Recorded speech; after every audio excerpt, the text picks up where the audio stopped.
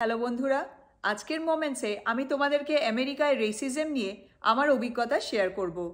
কেন আমি চাকরি ছাড়তে বাধ্য হয়েছিলাম সেটাই আজকের মোমেন্টসে আমি তোমাদেরকে বলবো। প্রায় 16 বছর হতে চললো আমরা এদেশে আছি, আর 2018 থেকে আমি এখানে জব করা স্টার্ট করি। প্রথম চাকরিটা 1 বছর করার পরে আমি ক্যারিয়ার গ্রোথের জন্য চাকরি চেঞ্জ করে বেশ বড় হেলথ কেয়ার কোম্পানি মানে ডেন্টাল কোম্পানি, আর ওখানেই আমি পেশেন্ট সার্ভিস স্পেশালিস্ট হিসাবে ফুল টাইম জব জয়েন করি।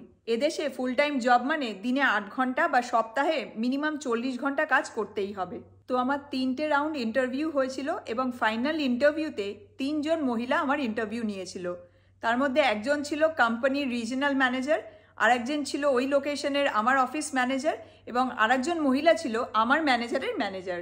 জব জয়েন করার পর আমি দেখি যে ক্লিনিকে খুব একটা বেশি পেশেন্ট হচ্ছে না, এবং সেজন্য আমার ম্যানেজার আমাকে প্রতিদিনই 4 ঘন্টা হয়ে গেলে পরেই বাড়ি চলে যেতে বলছে। তো এভাবে বেশ কিছুদিন চলার পর আমি একদিন আমার ম্যানেজারকে জিজ্ঞেস করলাম যে এভাবে প্রতিদিন যে আমি 4 ঘন্টা হয়ে গেলে পরেই বাড়ি চলে যাচ্ছি, তো তোমরা আমার স্যালারিটা কিভাবে ডিসাইড করবে? যে অ্যামাউন্টটা তোমরা আমাকে ইন্টারভিউয়ের সময় প্রমিস করেছিলে সেই স্যালারিটা আমি পাবো তো? তখন আমার ম্যানেজার, ওর নাম ছিল লিনজি, আমায় বলে যে তুমি যদি ফুল টাইম স্যালারি পেতে চাও তাহলে তোমাকে পেশেন্ট জোগাড় করে আনতে হবে। আমি তো শুনে পুরো অবাক হয়ে গেছি। আমি তখন ওকে একটাই কথা বললাম, ও রিয়েলি? আমি এটা জানতাম না যে ফুল টাইম স্যালারি পেতে গেলে পরে আমাকে পেশেন্ট জোগাড় করে আনতে হবে। এরপর থেকে যত দিন যেতে থাকে লিনজি আর ওর ম্যানেজারের সাথে আমার সম্পর্কটা আরও খারাপ হতে থাকে। ওরা আমার সাথে চরম মিসবিহেভ করা স্টার্ট করে। আমার কাজে কোনো খুঁত ধরতে পারতো না দেখে ওরা আমাকে পার্সোনাল অ্যাটাক করা স্টার্ট করলো। এখানে প্রায় বেশিরভাগ আমেরিকানরাই বাইরে লাঞ্চ করে, কেউ বাড়ির থেকে খাবার নিয়ে যায় না। আমি বরাবরই লাঞ্চ বানিয়ে বাড়ির থেকে নিয়ে যেতাম। এখনও অফিসে আমি যখন যাই আমি বাড়ির থেকে লাঞ্চ নিয়ে যাই, আমি বাইরে খুব একটা খাই না। তো ওরা প্রতিদিনই অর্ডার দিয়ে লাঞ্চটা অফিসে আনিয়ে নিত, আর খাবার টাইমে যখন দেখতো যে আমি ঘরের থেকে বানিয়ে নিয়ে যাওয়া খাবার খাচ্ছি তখন আমাকে বলতো, ও ইউ কুক ফুড, তুমি রান্না করে নিয়ে আসো খাবার। ইউ ইন্ডিয়ানস কুক ফুড, তোমাদের গায়ের থেকে না খুব বাজে গন্ধ বেরোয়, ইউ গাইস স্টিঙ্ক। আমি হলে রান্না করে কখনো খেতামই না, এরকম ভাবে বলতো। এইভাবে আমাকে পার্সোনাল অ্যাটাক করতো। আরও একটা ঘটনা তোমাদের বলি। একদিন একজন পেশেন্ট কল করে আমার সাথে কথা বলে অ্যাপয়েন্টমেন্ট স্কেডিউল করেন, এবং উনি আসার পর ওনাকে আমি সবকিছু বুঝিয়ে দিই কি করতে হবে, কত টাকা লাগবে, এবং উনি ডেন্টিস্টকে দেখিয়ে এসে বলেন যে উনি ভ্যাকেশনে যাবেন, এসে তারপরে আবার অ্যাপয়েন্টমেন্ট স্কেডিউল করবেন। সেদিনকে আর কোনো অ্যাপয়েন্টমেন্ট উনি স্কেডিউল করেননি।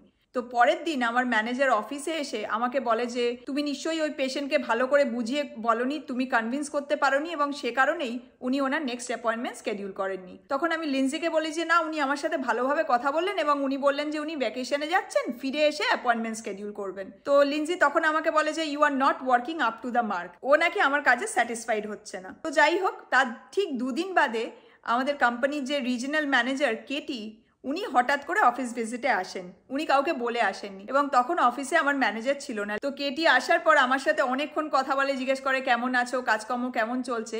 তারপর কেটি আমাকে বলে যে কনগ্রাচুলেশনস গ্যারিঞ্চা, একজন পেশেন্ট গুগলে একটা রিভিউ লিখেছেন এবং উনি স্পেসিফিক্যালি তোমার নাম মেনশন করে বলেছেন যে উনি এখানে আসার পর তুমি ওনাকে খুব ভালোভাবে সব কিছু এক্সপ্লেন করেছো, এবং উনি এখানে ট্রিটমেন্ট নিয়ে ভীষণ স্যাটিসফাইড। উনি আবার এখানে ওনার নেক্সট অ্যাপয়েন্টমেন্ট স্কেডিউল করবেন। তো কেটি আমার পুরো কাজটা ভীষণ অ্যাপ্রিসিয়েট করে এবং আমাকে বলে keep up the hard work.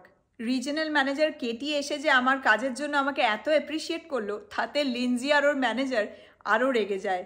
এবং এরপর থেকে যখনই ক্লিনিকে এনাফ পেশেন্ট হতো না, তখন লিনজি আমার হাতে এক গাদা লিফলেট ধরিয়ে দিত এবং বলতো গিয়ে এগুলো আশেপাশের কমিউনিটিতে ডিস্ট্রিবিউট করে আসো। আমার যা যা কাজ করার কথা সেই কাজগুলো আমাকে করতে দিত না, এবং যে জব ডিউটিসগুলো আমার করার কথা না সেগুলোই আমাকে ও করতে বলতো। এরপর থেকে লিনজি আমার সাথে চরম মিসবিহেভ করতো আর খারাপ খারাপ কথা বলতো। যেমন কাজ হয়ে গেলে পরে আমরা সাধারণত কি বলি, ইউ মে লিভ।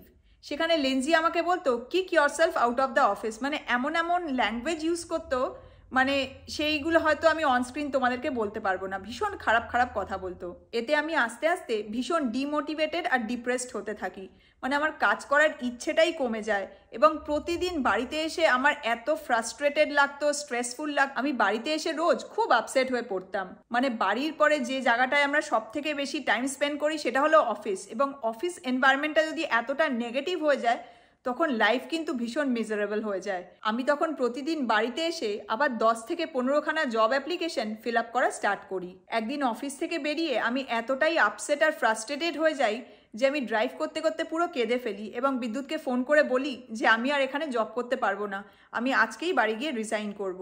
তো বিদ্যুৎ তখন বলে ঠিক আছে তুই ড্রাইভ করে সেফলি বাড়ি চলে আয়। তো আমি সেদিনকেই বাড়িতে এসে রাত্রিবেলা রেজিগনেশন লেটার লিখে আমার রিজনাল ম্যানেজার কেটিকে মেল করে পাঠিয়ে দিই এবং আমি সেখানে ডিটেলসে লিখি যে এতদিন ধরে কি হয়েছে, আমার সাথে কি মিসবিহেভ করেছে, কি খারাপ ওয়ার্ডস ইউজ করেছে, আমাকে দিয়ে কি কাজ করানো, তো সব কিছু ডিটেলসে আমি ওই মেলে শেয়ার করি।